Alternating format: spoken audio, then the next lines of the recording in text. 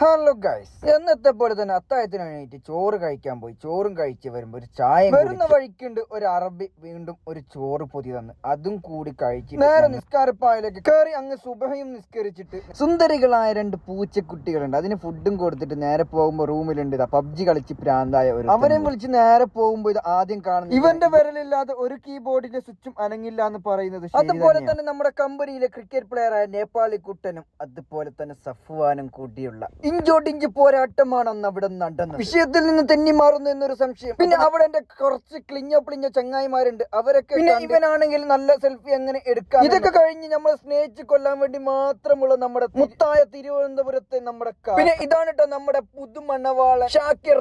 മക്കളെ, ഞാൻ വീണ്ടും ഡെലിവറി പോയി വരുമ്പോഴേക്കും നല്ല വണ്ടി മണ്ണ് പിടിച്ചിട്ടുണ്ട്. അപ്പൊ അത് നമുക്കൊന്ന് കഴുകിയെടുക്കുമ്പോൾ അപ്പുറത്തെ വണ്ടി കറുമുറി ശബ്ദത്തിൽ എന്തോ കഴിക്കുന്നുണ്ട്. അതും നോക്കി ഞാൻ അങ്ങ് പോയതേ ഓർമ്മയുള്ളൂ. പിന്നെ ഒരു യുദ്ധമായി. അപ്പൊ ആ യുദ്ധത്തിന്റെ ബാക്കി നാളെ. അപ്പൊ ഓക്കെ, അപ്പൊ ഒന്ന് സബ്സ്ക്രൈബും ചെയ്ത് പോയിക്കോളി മക്കളെ, മുത്തുമണിയാളെ.